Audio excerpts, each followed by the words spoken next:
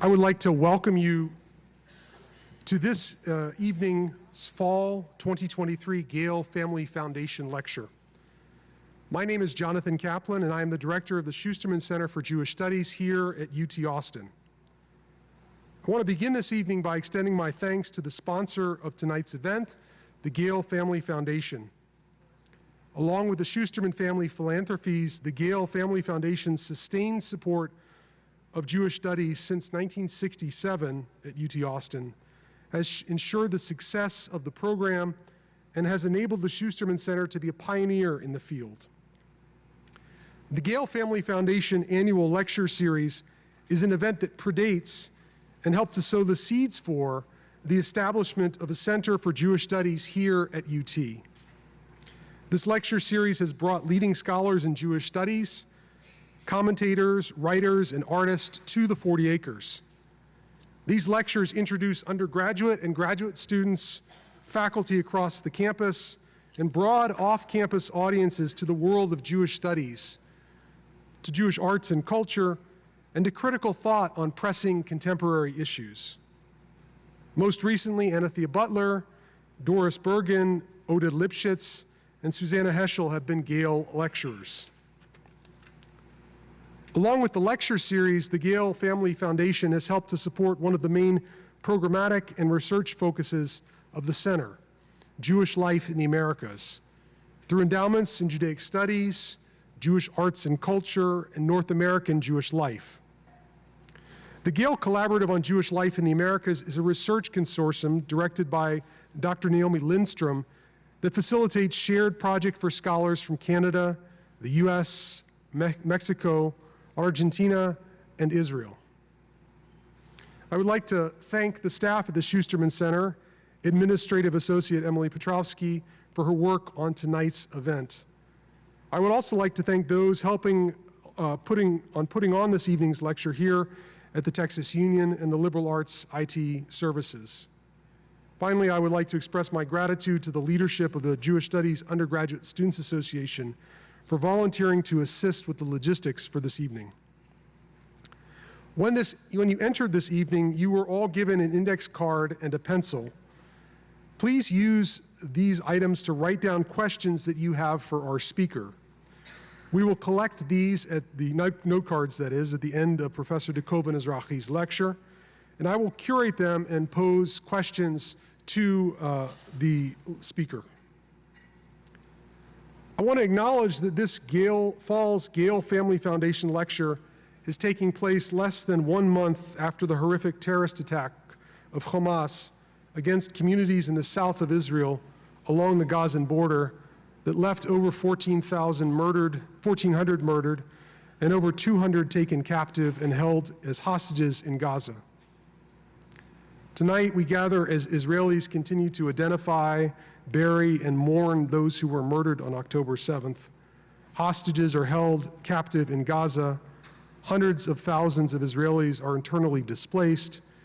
And as Israel is in the midst of a military response in Gaza that is seeking to destroy Hamas and has left many thousands of Gazans dead and hundreds of thousands of Palestinians displaced or at risk. When the Schusterman Center began planning for this lecture over a year ago, the world was in a different place. And we expected tonight's lecture and conversation to be held in the context of different circumstances. My hope is that Professor DeKoven Ezrahi's lecture will help provide space for us to reflect on these current events through the lens of Jewish and Israeli literature and consider poetics that might help shape pathways for our shared future. Our speaker for this evening, Dr. Sidra DeKoven Ezrahi, is Professor Emerita of General and Comparative Literature at the Hebrew University of Jerusalem, and has also taught and lectured in the United States, Canada, and Europe. She has written on subjects ranging from representations of the Holocaust in post-war Israeli, European, and American culture, to the configurations of exile and diasporic compensations in classical, pre-modern, and contemporary Jewish literature. Her books include By Words Alone, The Holocaust in Literature, Booking Passage, Exile and Homecoming in the Modern Jewish Imagination, and 2 books in Hebrew, Ipus, ha-masa, ha-yehudi, and Shlosha Paytanim. By Words Alone was a finalist for the 1981 National Jewish Book Award. Booking Passage was a finalist for the 2001 Koret Jewish Book Award in the category of Biography, Autobiography, and Literary Studies. In 1981, she was resident at the YADDO Writers and Artists Colony. In 1991, was a visiting fellow at the Institute for the Humanities at the University of Michigan. In 2007, Professor DeKoven Ezrahi became a Guggenheim Fellow for her project on Jerusalem, figuring Jerusalem politics and poetics in the Sacred Center. And for this book, she was awarded just last year the National Jewish Book Award in the area of nonfiction. Flyers with information regarding how to purchase this volume are available in the lobby, and some of you may already have them. Professor DeKoven Ezrahi has also received an honorary doctorate in Jerusalem from Hebrew Union College Jewish Institute of Religion. I'm delighted to welcome Professor DeKoven Ezrahi this evening as the Gale 2023 Family Foundation Fall Lecturer, and to share with us her lecture, Can the Poetic Imagination Save Jerusalem from Itself? Please join me in welcoming Professor DeKoven Ezrahi.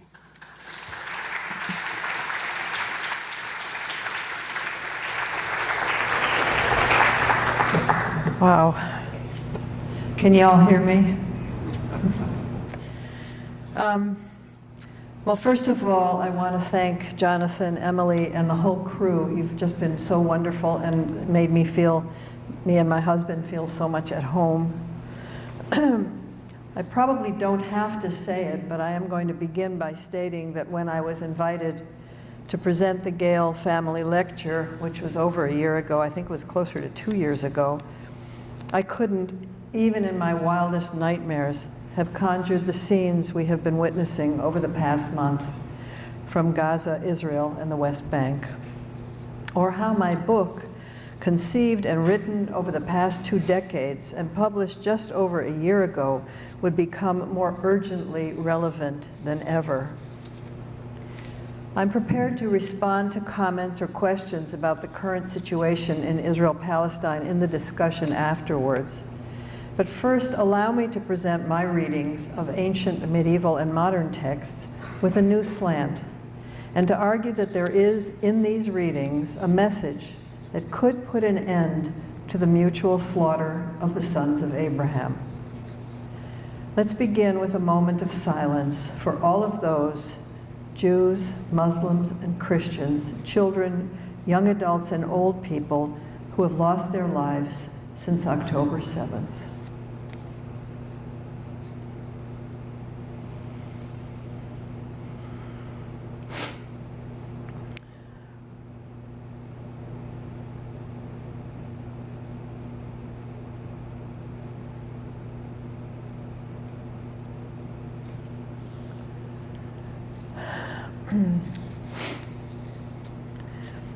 I think that whoever reads even a few pages of Figuring Jerusalem, Politics and Poetics in the Sacred Center, this is the book, will immediately understand my position on the issues that are at the forefront of the political agenda today, and my somewhat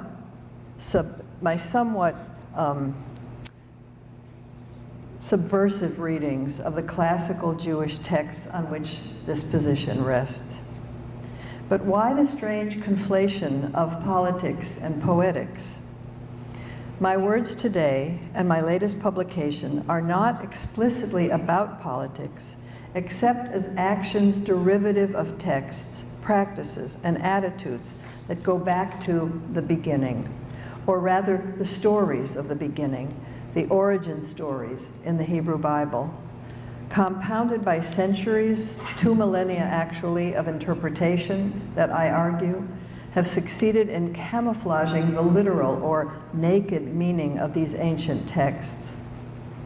And then I ask, what have we done with the opportunity created in Jerusalem over the past 56 years since the '67 war to actualize impulses that had grown up around these texts, to return, as it were, to the biblical stories, promises and threats with today's resources and challenges, and with enemies perceived as the direct descendants of Ishmael, locked in apocalyptic combat with the sons of Isaac.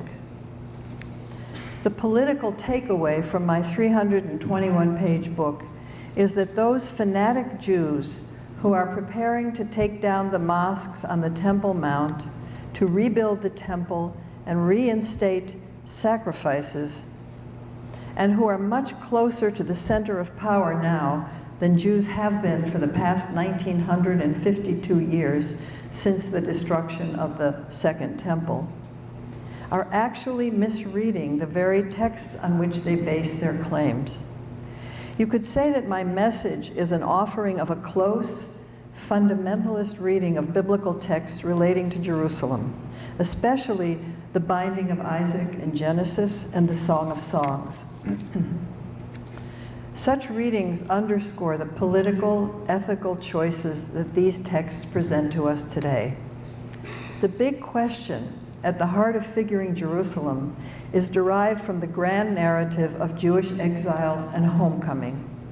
After being on the road, so to speak, for 2,000 years, the Jews returned home to the Holy Land, and specifically to Jerusalem. What wisdom and practices, cultural, cultic, and ethical, political, did they import, or should have imported, into the sacred center from all those years of wandering? This question, which was actually muted during Israel's first 2 decades, became relevant, even urgent, after 1967, when the Jews gained access to the Wailing Wall and the Temple Mount. But the political, cultural, and religious implications became clear only after last January's election in Israel. And the dire consequences have begun to be enacted over the past month, with newly reinforced claims to the Temple Mount by both God-intoxicated Messianic Jews raising the red heifer for sacrifice and plotting the destruction of the mosques in preparation for building the Third Temple, and by Allah-crazed Muslims who perceive themselves as fulfilling Allah's command through the barbaric slaughter of innocent men, women, and children on the Gaza border on October 7th. Remember, Hamas's attack was called the Al-Aqsa Flood, a reference both to their holy shrine on the Temple Mount and presumably to an apocalyptic application of the first biblical instance of what one might call ethnic cleansing through genocide at the time of Noah. Back to the Jewish journey. I can offer here a short answer to the question of what wisdom and practices, cultural as well as cultic, the Jews imported or should have imported into the sacred center from all those years of wandering. I argue at greater length in my book that the Bible contains its own responses to the temptation of proximity to the sacred, and that the Messianic Jews now parading in the corridors of power in Israel are not only dangerous fanatics, but have actually misread their own sources, both biblical and post-biblical. Back to the subtitle of my book, which links politics and poetics in the sacred center. The poetic license that Jews invented at a distance from the sacred, and the ingenuity of Jewish practices, religious and cultural, in all the diasporas in which they sojourned for 2 millennia, should have provided a sufficient vaccine against the messianic virus that is now threatening the body politic in Israel and Palestine. The cover of Figuring Jerusalem, which you see here, is meant to illustrate the inherited value of distance from the sacred. The artist is Menashe Kadishman, who was one of our prominent artists and sculptors in Israel. What you see is the Wailing Wall. It could even be a photograph, I'm not sure, overlaid with splashes of bright color, suggesting to me both the imperative and the value of art, visual art, poetry, music, etc., as creating distance from the sacred, even, especially, in the most sanctified place that purports to connect heaven and earth. The first part of Figuring Jerusalem presents a rereading of some of the most familiar and widely interpreted biblical and post-biblical sources. Starting with the question put quite starkly, where does God dwell? Think about that for a minute. What answer would you give? If the answer is simply in a house, the house that King Solomon built, then the urgency of reclaiming that house is connected to the temptation of proximity to the divine presence and the imminence of redemption. By this reading, parallel to that of the evangelical Christians with their own vision of redemption and its attendant horrors, we, the Jews, will be redeemed when the temple is rebuilt, sacrifices are reinstated, and the high priests are invested with authority over human fate. But I invite all of us, no matter how familiar we may be with the text, to take another look, to reread certain biblical texts with a naive eye, as if for the first time. Let's start with the idea of the divine presence as confined in space. When, as recorded in 1 Kings, Solomon boasts to God that he has built a lofty house, a firm place for your dwelling forever, he's gently but firmly reprimanded. Only you will not build the house, God tells David, but your son, who issues from your loins, he will build the house for my name, Bayit L'Shmi. Notice the careful choice of words. In the Hebrew, house for my name, Bayit L'Shmi, is repeated 4 times in 4 verses. The meaning of house for my name is, as I read it, the place from which human prayer can ascend to the heavens. Pronouncing God's name thus invokes the divine, but actually then any place can serve as the launching pad for that appeal. And that's the beauty and ethical wisdom of hard-won practices from the diaspora. Even the temple itself is only an echo chamber for prayers that ascend to the heavens. The divine presence itself is portable, Kimlo kol haaretz kvodo, for the entire world is full of his presence. Every house of prayer is referred to as mikdash me'at, both a miniature copy of and a substitute for the temple in Jerusalem. And this appears already in Ezekiel 11:16, where the divine speaker also refers to himself as Mikdash Me'at. Thus says the Lord God, although I have cast them far off among the nations, and although I have scattered them among all the countries, and I have been to them a little sanctuary, Mikdash Me'at, in the countries where they have come, yet will I gather you from the peoples and assemble you out of the countries where you have been scattered, and I will give you the land of Israel. And I'll read it in the Hebrew. Ki hirchaktim bagoyim v'ki hafitzotim ba'aratzot ve'yeh lahem lemikdash me'at ba'aratzot asher ba'u sham. This is a prelude to a seesaw between an eschatological vision of ingathering of the people of Israel and a vision of prolonged exile with a mobile God. Acts of substitution include prayer, poetry, even genuflecting in the direction of Jerusalem when praying. Living in the diaspora has meant reading sacred texts through the lens of distance. A few other classical texts suggest to me the possibility of different readings, and my so-called naivete here is deliberate. I try to read literally, without the layers of interpretation, mainly Talmudic, that often confuse or obfuscate the plain meaning in ways that will have consequences later when the Jews return to Jerusalem. First, it's important to stress that if Jerusalem is the center of the Jewish universe and the Temple Mount is the center of the center, it is because it was first consecrated in Genesis 22. It is the place where, according to the Bible, the Akedah, the binding of Isaac, happened. And as fate would have it, the Parashat HaShavua, the Torah reading this past week, is Vayera, concluding with the Akedah. And it was my privilege yesterday to join a Torah study with a group of wise people at Congregation Beth Israel here in Austin. This place first appears quite vaguely in Genesis 22 as one of those mountains in the land of Moriah where Abraham is commanded to sacrifice his son.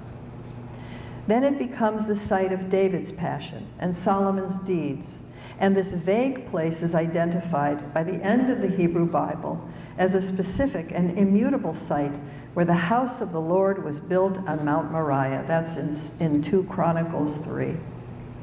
Later, in the Mishnah dating from the Hashmonaim period, this mountain or hill is referred to as Har HaBayit, the mountain of the house. And so it has been called ever since. This holy site, where both temples are believed to have stood, has its origin in the Jewish Passion play, the Akedah, or binding of Isaac. So when I come to reread Genesis 22 and the surrounding chapters with a fresh eye, I encounter the sanctity of the place established by thousands of years of genuflecting towards this mountain as the once and future house for the divine presence. Despite the admonition God gave to Solomon to build a house to my name, that is often forgotten. I'm challenging the common appropriation of the story of Isaac's binding as the Jewish passion. Hold on to your hats. I read the story of the binding of Isaac as a comedy. Just a few words about this reading. Structurally, in the most classical sense, Deus ex machina, the God out of the machine, intervenes, and Isaac is saved from the knife.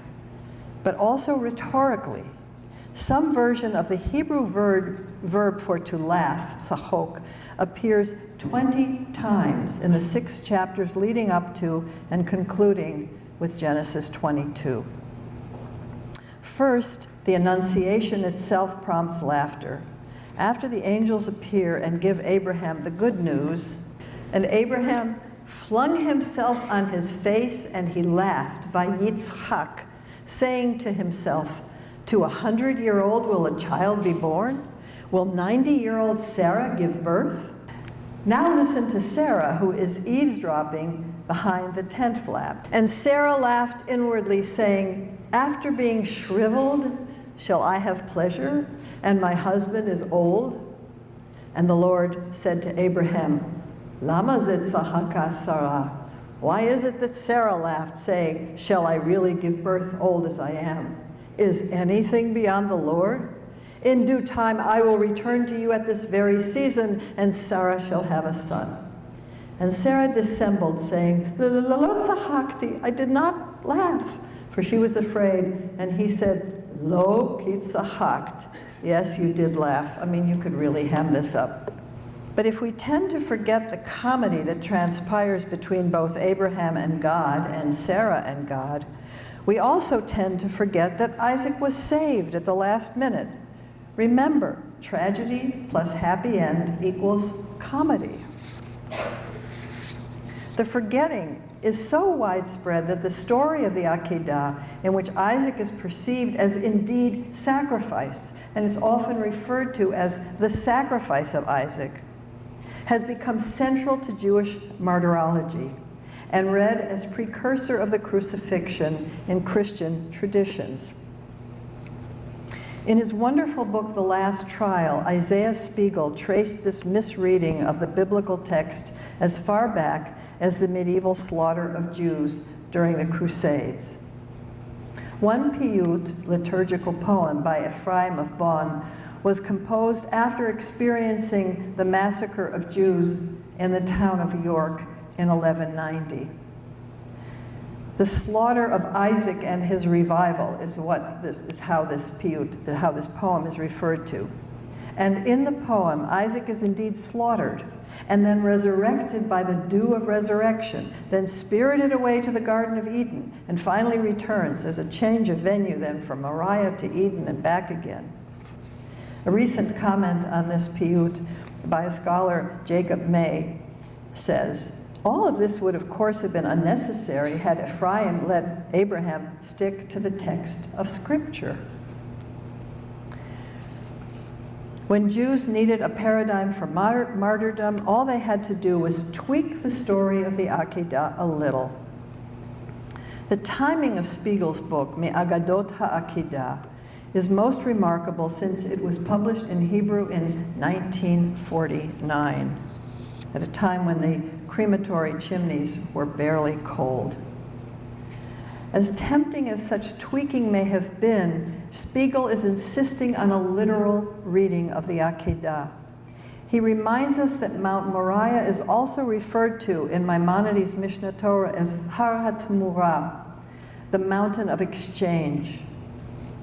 Spiegel doesn't go so far as to read this story as a comedy, as I do, but he offers a literal interpretation of the Akedah as preempted sacrifice. And again, this is at a time only 4 years after the end of the Shoah. Still, the misreadings persist. Even in modern Israel, with few exceptions, the Akedah, or binding of Isaac, is invoked as the topos of Jewish martyrdom every time an Israeli soldier is killed. Here is Chaim Guri's Yerusha, or heritage, which acknowledges Isaac's miraculous deliverance, but owns the Akedah and the slaughter as a paradigm for all his descendants. At the end of this poem, it reads, Isaac, as the story goes, was not sacrificed. He lived for many years, saw what pleasure had to offer until his eyesight dimmed. But he bequeathed that hour to his offspring. They are born with a knife in their hearts. For those of you who understand Hebrew, Yitzchak hamesupar lo hu ala korban, hu chai yamim rabim, ra'a betov, ad or einav, kaha. Aval et השעה ההיא הוא הוריש לצאצאיו, הם נולדים ומאכלת בליבם. הם נולדים ומאכלת בליבם. I don't think this is any time more relevant than it is today. I admit that my reading that turns tragedy into comedy goes against the grain of nearly every appropriation of this story. And again, given the horror unfolding in Israel-Palestine as we speak, one finds very little in our story to laugh about. But there are some contemporary writers who get the humor and the ethical force of comedy. Woody Allen's Akedah begins this way. And Abraham awoke in the middle of the night and said to his only son Isaac, I have had a dream where the voice of the Lord saith that I must sacrifice my only son, so put your pants on. And it goes on.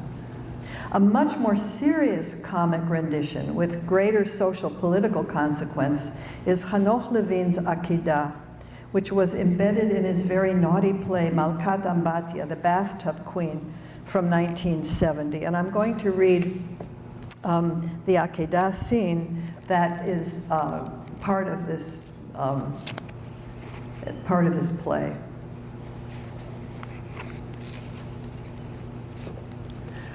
Abraham. Isaac, my son, do you know what I'm going to do now? Yes, Father, you're going to slaughter me. God commanded me. I have no complaints against you, Father. If you need to slaughter, go ahead, slaughter. I have to slaughter. I'm afraid there's no choice. I understand. You don't have to make it hard for yourself. Simply get up and draw the knife on me. I'm only doing it as God's messenger. Sure, as a messenger, Father. So get up as a messenger and draw the knife as a messenger at your son, your one and only whom you love. Very nice, Isaac. Make it hard on your poor father. Put him in a mood as if he hasn't got one anyhow. Who's making it hard, Father? Get up quietly and liquidate in one fatherly motion your miserable son. I know, the easiest thing is to blame me. Sure, why not? Blame your lonely father. Why blame? You're only God's messenger, right? And when God tells you to slaughter your son like a dog, you just have to run ahead and slaughter. Great, great, this is just what I deserve at my age. Put all the blame on me, if it makes things comfortable for you, on your old and broken father who is obliged at his age to climb this mountain with you, to bind you to the altar, to slaughter you, and then go tell everything to your mother. Do you really think I have nothing better to do at my age? I totally understand you, Father. I'm really not complaining. They tell you to slaughter me, to sever with your own hands your dynasty, to wash your hands with your own blood? I'm ready. Go ahead, Father. Slaughter. Come on, slaughter, slaughter, merciful and compassionate Daddy. Slaughter me, pious Daddy. Kill your father, bandit. Kill him. Slaughter, exemplary Daddy, Daddy with a warm Jewish heart. Slaughter. Bury your only father alive, you scoundrel. Cut, papale.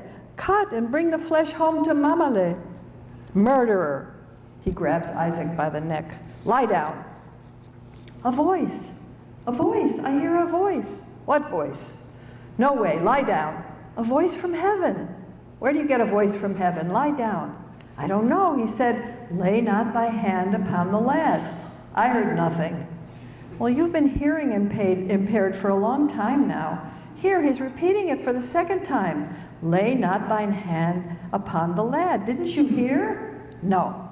I swear to you, lay not thine hand upon the lad. Father, I swear to you, I heard a voice from heaven. Well, if you heard, I guess you must have heard. I am, as you said, a little deaf. No problem. You know that on my part I was ready, but a voice is a voice.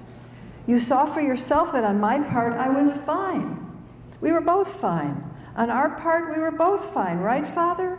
We weren't fine? It all ended happily, Father. Why are you sad? I'm thinking of what's going to happen if other fathers have to slaughter their children. What will save them? There always can be a voice from heaven. Well, if you say so. This play, which was produced by the Honorary Theater in Tel Aviv in 1970, had to be suspended after 18 performances for being so seditious or blasphemous. Why? Why is it blasphemous to laugh? One big difference between Akedat Yitzchak and the crucifixion of Christ with which it is in dialogue is that the first never happened. I don't mean historically, of course, but textually. The Akedah is still appropriated as the topos of the Jewish Passion. Maybe I should go back a step and elaborate on what I mean by comedy as seditious. I explained through a glance at the biblical text why I read the story surrounding the Akedah as comedy. And we saw how the comedy undercut the tragedy in Levine's reenactment of the Akedah. But consider for a moment the power of comedy as speaking truth to power. Remember in Umberto Eco's The Name of the Rose, the monk's successful attempts in 14th century Italian monastery to preserve the one extant copy of Aristotle's treatise on comedy, while keeping it from everyone else's eyes, because it is so powerful. Now a thought experiment. Imagine for a moment how history might have turned out differently if warriors in the Peloponnesian Wars in the 5th century BC had listened to Aristophanes in Lysistrata, that hysterical comedy in which the women of Athens and Sparta get together and decide to withhold their sexual favors until their men end the war. Had the warriors listened to the poet, the lives of many thousands of people might have been saved.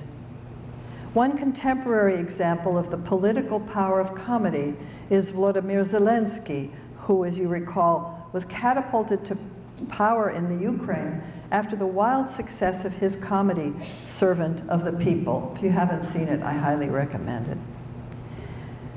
But the other side of humor is compassion. And here is what I consider to be the most compassionate rendering of the Akedah. This is Rembrandt's The Sacrifice of Isaac from 1655. Now, look carefully. This is just a pen and ink sketch. Look at the hand that is covering Isaac's eyes. It's not really clear whether that's the angel's hand or Abraham's hand, or is that the angel holding Abraham's hand so that Isaac won't see the horror. And here is another compassionate representation by modern Israeli poet Yehuda Amichai. I'll read it first in Hebrew. I'm not going to try to find it, and then I'll read it in English. Shlosha banim hayu laAvraham, Ishmael v'Yitzchak v'Yivke. אף אחד לא שמע על יבכה, כי הוא היה הקטן והאהוב, שהוא עלה לעולה בהר המוריה. את ישמעאל הצילה אמו הגר, את יצחק הציל המלאך, ואת יבכה לא הציל אף אחד. כשהיה קטן, קרא לו אביו באהבה, יבכה, יבק הקטן והחמוד שלי, אבל הוא הקריב אותו בעקדה, ובתורה כתוב העיל, אבל זה היה יבכה. ישמעאל לא שמע שוב על אל בכל ימיו, יצחק שוב לא צחק בכל ימיו, ושרה צחקה רק פעם אחת ולא הוסיפה. 3 בנים היו לאברהם, ישמע, יצחק, יבכה, ישמעאל, יצחקאל, יבכאל. Abraham had three sons, not just 2. Abraham had 3 sons. Ishmael, let God listen. Yitzchak, let him laugh. And Yivke, let him cry. No one has heard of Yivke, for he was the youngest, the beloved one offered as an offering on Mount Moriah.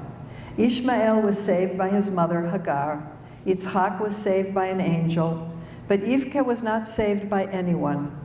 When he was little, his father lovingly called him Yivke, Yivk, Yevk, my little darling. But he sacrificed him at the Akedah, just the same. In the Torah, it is written, the ram, but it was Yivke. Ishmael never listened to God again in his life. Yitzchak never laughed again in his life, and Sarah laughed only once and never again. Abraham had 3 sons. Ishma, may he listen. Yitzchak, may he laugh. Yivke, may he cry. Ishmael, Yitzchak'el, Yivke'el. Let God listen. Let God laugh. Let God cry. And here I want to bring in a voice, really, I believe, of someone who really understood the terror of the sacrificial fire. Jacques Derrida wrote, "The secret of the sacrifice of Isaac is the space separating or associating the fire of the family hearth and the fire of the sacrificial Holocaust." And Holocaust, of course, many of you may know, is the Latin word for korban olah, for the sacrifice in the temple. Another text that I read against the grain of traditional appropriation and interpretation, with as much naivete as I can muster, and I want to share it with you, is the Song of Songs, Shir HaShirim Asher LeShlomo. If this is the Song of Solomon, set in Jerusalem, how do we explain the fact that in all the architectural and botanic references in this text, and there are many, the Tower of David, the fig tree, myrrh, pomegranate, etc., there's no mention of the temple that Solomon built, and for that matter, no mention of God. And I suggest that you all go back later today and read the Song of Songs. The rabbis and the church fathers labored tirelessly to insert into the text these missing parts, and they produce ingenious misreadings of Song of Songs. And when I taught Song of Songs at the Hebrew University, I had to ask my students, and that included students from traditional homes as well as those who had not studied in traditional schools. I asked them to read Song of Songs without the voices of the rabbis, without the rabbinic, Talmudic voices in their head. It was almost impossible. Let me give you one example of a traditional midrashic reading of Song of Songs, or what I consider to be a misreading. "And you, my beloved," the woman is speaking, "you, my beloved, are handsome, beautiful indeed. Our couch is a bower, cedars are the beams of our house, cypresses the rafters." And here is one Talmudic translation of that verse, roughly paraphrased. The couch is the temple. Its sanctuary was the focus for God's indwelling, and thus a font of earthly bounty. Indeed, the ark with its staves was deemed a virtual marital bed for God's fructifying presence. The temple thus marks the spatial and spiritual nexus of God's conjunction with Israel. It symbolizes their covenant marriage. This is from Song of Songs Rabbah, okay? So the very things that are absent in the text, God, the temple, are introduced through the Talmudic interpretation, which I guess is what allowed the book to be even incorporated into the canon in the first place. To illustrate how dangerous the rabbis thought the naked text was, that it would be for the uninitiated reader, here's a warning by Rabbi Joseph Soloveitchik in 1944. With regard to Shir HaShirim, the literal meaning was excluded from the category Torah to be replaced by the allegorical text. In this case, the symbolic method is the only method. Anyone who explains this scroll on the basis of the literal words, Pshutam Shel Ktuvim, with regard to sensual love, desecrates its holiness and denies the oral Torah. This was written in 1944 in Man of Halakha, Revealed and Concealed. I'm dwelling on this towards the conclusion of my remarks for one main reason: to demonstrate how deep-seated are the readings of Scripture through the Talmudic lens that takes a love song between two adolescents with no mention of God or a temple and replaces it with the very elements that are missing in the text, the temple instead of a bower, the betrothal of God and his bride, Knesset Yisrael, instead of earthly, sensual love. But it is only in our day, in the long aftermath of the Six-Day War that gave Israel control over the Old City and de facto control over the Temple Mount, that this body of literature and what I define as these misreadings have become so consequential. Remember, the Jews of the Third Temple movement, and that's a real movement, are preparing the priests' garments, and they are raising the red heifer for the sacrificial offerings. And again, remember that the messianic fervor on the Jewish side is mirrored by messianic Muslim fervor. Again, the Hamas massacre of thousands of innocent children, men and women, was named Al-Aqsa flood. In conclusion, I invite us to go back to the popular assumption among temple-crazed Jews, aided by evangelical Christians, that the Temple Mount is the dwelling place of God, and that rebuilding the Beit HaMikdash, the temple, will herald the coming of the Messiah and final redemption. We began by rereading God's instruction to Solomon to build a house to my name.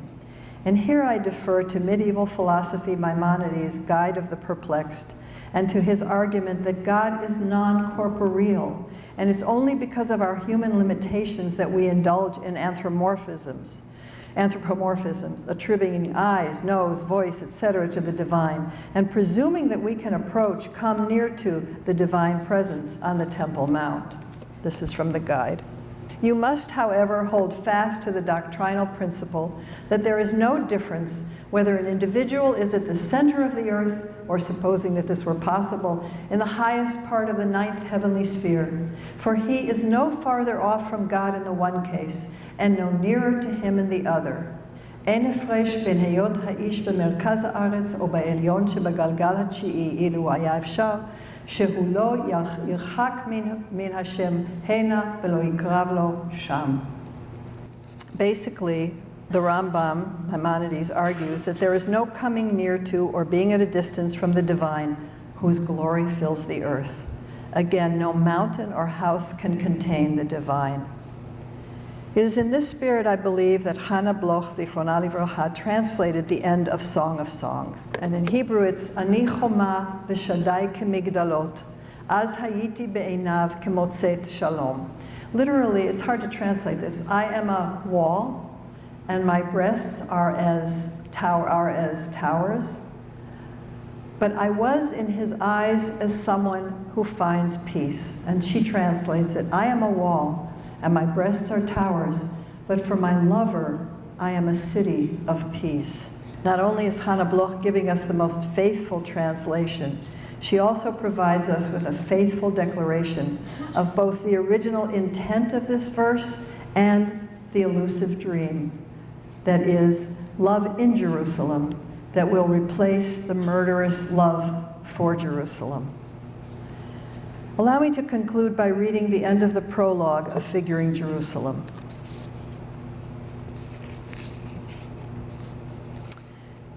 I wrote the last draft of this book during the coronavirus lockdown of the spring of 2020, when the plaza in front of the Wailing Wall was devoid of its usual crowds.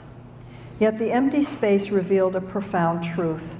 As with all religious shrines, what has made this site holy is the procession of worshipers over the centuries who have desperately poured out their hearts and their prayers. It became sacred not because of the presence of divine grandeur, but by the accumulation of human pathos. No one put it better than Mark Twain in his irreverent version of One Pilgrim's Progress. Toward the end of Innocents Abroad, after visiting the Church of the Holy Sepulchre in Jerusalem, he allowed his Protestant American skepticism to fall away briefly in the face of the generations that have sanctified the place. For 1,500 years, its shrines have been wet with the tears of pilgrims from the earth's remotest confines. Imagining the wall wailing in its loneliness provided me with a forlorn hope that we too might yet learn something about how to heal the wounds at the center of our being, though that is not likely to happen in my lifetime.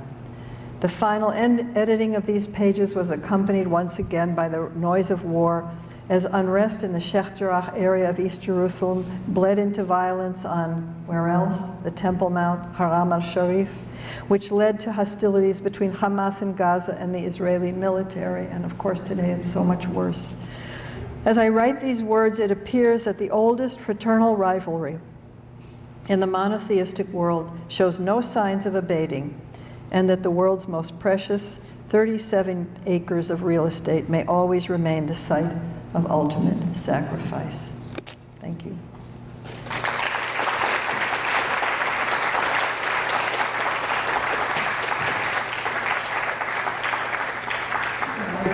I've been percolating a lot of questions today and yesterday and during your lecture. One which struck me that I was thinking about with your emphasis on laughter in Parashat Vayera.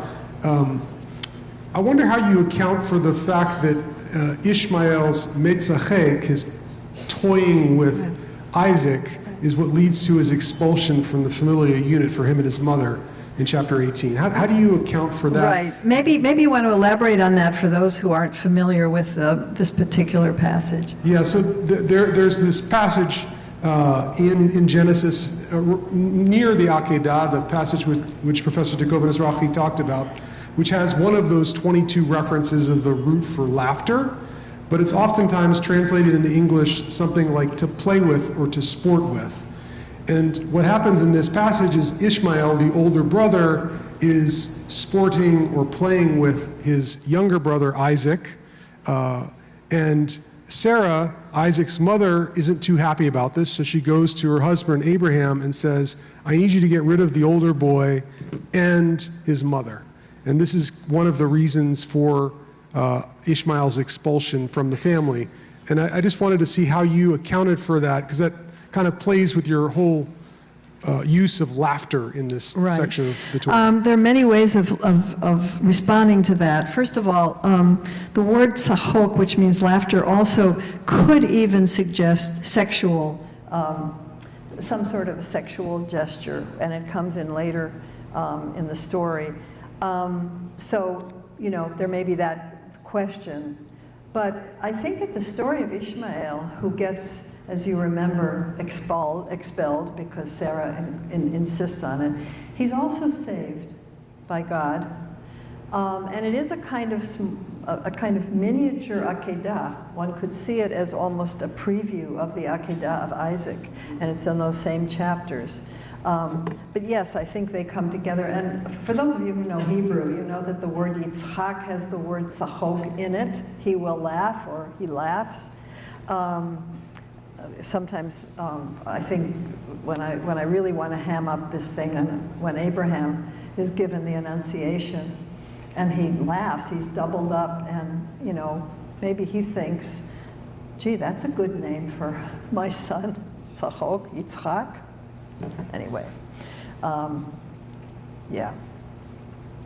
One of the great stories of modern American fiction is Philip Roth's The Conversion of the Jews, which I highly recommend you to read or reread if you've already read it. And it relates to this in some ways. It relates to the question of credulity in the face of, in this case, the face of the virgin, in the face of the virgin birth, but also in the face of the Annunciation to Sarah. We have a bag of questions here.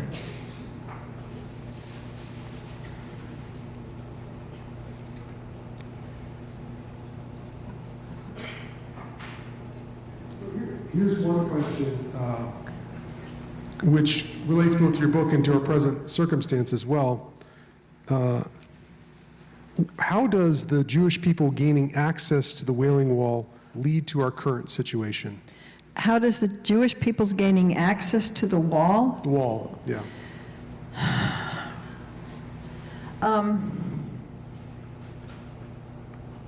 Well, let me put it this way. For the first 20 years of Israel's existence, the old city was out of our jurisdiction, was out of our range. And I think that one can say that this was a continuation of what I consider to be 2,000 years of distance from the sacred center. We had Jerusalem, we had West Jerusalem, but we didn't have the Wailing Wall, which I'm sure most of you know is a remnant of a version of the Herodian wall from the Second Temple. And it's become consecrated, as you know, because of all the people who come and pray there and stick their prayers in the cracks of the wall, etc. But again, until 1967, and even after, in the early years after 1967, because there were controls on the access to the Wailing Wall and to the Temple Mount. There was some idea that was floated during the Six-Day War that Israel should declare its sovereignty over all of the holy sites, and it was actually rejected. And this continued really until fairly recently. I mean, not in the last year or so. I think Netanyahu is largely responsible for it, but there were predecessors. And this messianic genie that had been kept in the bottle for all these years, for 2,000 years, and then for another 50-some years, suddenly was released from the bottle. And the craziness of the messianists who really are preparing the cloth for the priests and the animals for the sacrifice and expect to take down the mosques and rebuild the temple is just as terrifying, in my view, as the threat of Hamas. Thank you. One of our audience members was wondering if you could elaborate a little further about the significance of the meaning of the different colors on the cover of your book. Oh, in the book?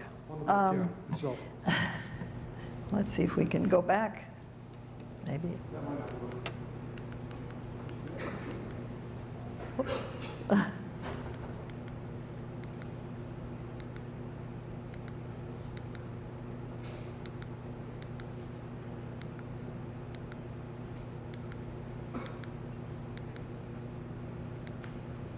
There we go. Well, this is my interpretation. I mean, I didn't actually try to give some kind of significance to the specific colors. I think it's just the fact of these splashes of color on this rendering of the Wailing Wall that suggests to me artistic activity as creating distance. And for me, distance, of course, has an ethical value from the sacred. I don't think it's an act of desecration. I think it's actually an act of, almost an act of piety that understands how dangerous it is if we have nothing interrupting our access to the wall. So one of our audience members asks the question, other biblical texts suggest that the temple was meant to house more than God's name. There are priestly texts at the end of Exodus and those in Leviticus. There's also the text at the end of Ezekiel, I think chapters 40 through 48. All of these suggest the real divine presence was to dwell in the temple. Is there a different way to read these texts? Well, thank you. I don't know who asked that, and I'm happy for the references. There probably is. I think we could argue that there is a debate within the 5 books of Moses, within the Hebrew Bible itself, about this very thing. But the passage that I read, and there are other passages, I think are very clear that when God says, when Solomon says, "Here I have my own house, and now I've built a house for you," and he says, at first he says it to David, "No, it's not a house for me, it's a house for my name." I think that's a very, very significant distinction, but again, there are other texts within the Bible that seem to assume that God's presence is there, as opposed to a cosmic force. What I think maybe to sharpen this a little bit further is you seem to be suggesting that the particular poetic resources in the Bible that you're calling us to pay attention to are the ones that focus on the name as opposed to the actual physical presence, and wanting to direct our attention in that non-corporeal direction, right? Yeah, I mean, it's not just poetic. This is God speaking first to David and then to Solomon, and in there's one, I'm not going to try to find it again, but in one passage, the expression, "a house to my name," appears 4 times. And what we say in Hebrew is "Omer darsheni." I mean, that asks for some kind of interpretation. Thank you. Another of our audience members asked the question, when heritage and Isaac's binding was being discussed, there was a sentence in the excerpt, "They are born with a knife in their hearts." Mm-hmm. Who is the "they" referencing? Does this have a significance in terms of the ongoing conflict? Does it have significance what?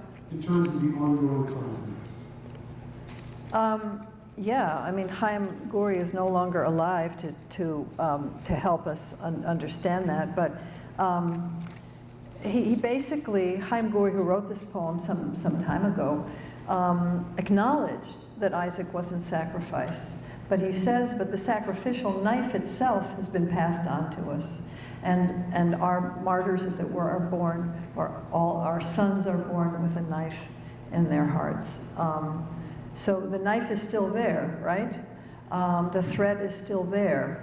And it's been appropriated, as I say, almost universally. The story of Isaac, and as our tragedy, as our as I say, crucifixion. So are interpretations of laughter and love in the Bible common among religious non-scholars as a way of maintaining hope and optimism? Was that a question or a statement? A question. So are interpretations of laughter and love of the Bible common among religious non-scholars as a way of maintaining hope and optimism? So maybe the readings that you're proposing, focusing on the laughter and focusing on the corporeal dimensions of the love, ways that other people have embraced beyond yourself to think about this notion of hope and optimism for the future. Yeah, I mean, obviously, I'm kind of going against the grain, and particularly because most of the yeshiva students in Jerusalem and elsewhere, as I say, they're not reading the Song of Songs, they're reading the Midrash of the Song of Songs, they're reading the Talmudic version of the Song of Songs that introduces into the text those very things that are missing, love and, you know, right? I mean, they introduce God and the temple, where if you read the naked text, it's a beautiful love story between, love song between a boy and a girl, really, two teenagers, presumably. It's Romeo and Juliet with a happy ending. Maybe an awkward beginning, depending upon how you read chapter 8, right? A number of questioners have been sort of pondering about Amichai's poem about Yivke. And so what evidence, one of the questions, which I think is representative of several of our cards, what evidence is there that Abraham had a third son? And why was he sacrificed? Well, as far as I know, none. Unfortunately, Yehuda Amichai is no longer alive to ask him where he got that. I think he made up the third son.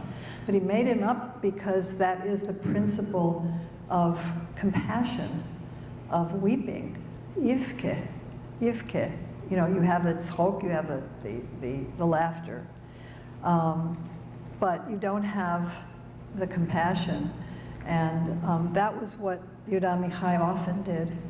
He often invented characters to sort of fill in the gaps, I think, in the biblical text. One of our questioners, and this is a kind of big question, is can you reiterate how the Song of Songs text manifests that you discussed is used as a justification in Zionist thought? Is it used today? Justification? Is it as a justification for Zionist thought? Does anyone use the Song of Songs for that? You know, I appreciate the question, but I don't know exactly what Zionist thought means at this point. There have been some interesting things written, including by my colleague Ilana Pardes, about how Zionist literature, the early Zionists, brought the Song of Songs into their consciousness. And often it was through an allegory of a different kind. It was more an allegory of nature, an allegory that sanctified the land. I can't say that it was, you know, recruited, so to speak, the way I think the Akedah was to justify, you know, certain acts of conquest. But it definitely was. I mean, when the pioneers came to Eretz Yisrael from wherever they came, from Europe, from Eastern Europe, from America, and they suddenly experienced the flora and fauna of Jerusalem, of the Holy Land, they were in the space of Song of Songs. It was very intoxicating. So to continue with the Song of Songs themes, I was reminded of an interpretation of the verse in Song of Songs, "You shall not awake or arouse love until it's time." What? Say it again. The verse that occurs 3 times in Song of Songs, "You shall not awake or arouse love until it's time." Yeah. Which in the Babylonian Talmud is interpreted in Tractate Ketubot as a deferral of returning to the land, as a reason not to return to the land. And certainly some anti-Zionist Haredim that are part of the group Neturei Karta have appealed to that interpretation to support their anti-Zionist perspective. How would you connect or differentiate your interpretation of the Song of Songs from that approach? In every way. I mean, I differentiate it the way I differentiate all allegorical readings. The temptation is clear to read when you come back to the land of the Bible, to read the Bible as somehow prophetic of the experience that we're having today. But I think that by, you know, interpolating that way, they're doing the same thing that the rabbinic imagination did. So one last question for the evening, and I think still a significant one, which I think sums up a lot of the themes in your lecture tonight. If misreadings of biblical text are a significant cause of the tension over Jerusalem, and dare I say the region more broadly, how do you think these deep-rooted misreadings can be changed? Oh my God, if I knew. I'd love to open it up for that question. I don't know. I mean, I really don't know. I can't speak to the rabbis in the yeshivas, obviously. Who's listening? You know, who's reading books like mine and saying, oh my God, all these years I thought X, but it was really Y. W.H. Auden very famously wrote in his elegy for W.B. Yeats, "Poetry makes nothing happen." It was actually written right on the eve of World War II. And I guess, you know, I guess I'm happy that poetry makes nothing happen. I guess I don't want poetry to make things happen, because reading the Song of Songs the way it's been read has made things happen. So I think that understanding the act of imagination, but the act of imagination that is inclusive of Isaac and Ishmael, and let's bring in Jesus too. It's beautiful. It's a beautiful, beautiful vision.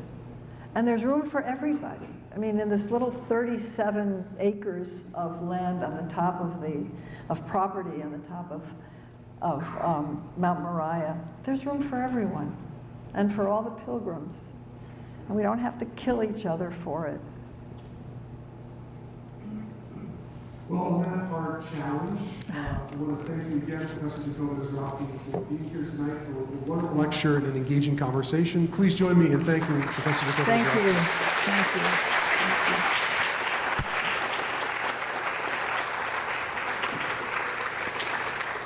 Thank you for being here for this evening's Fall 2023 Gale Family Foundation Lecture. I hope you have a wonderful evening and a safe night. Thank you.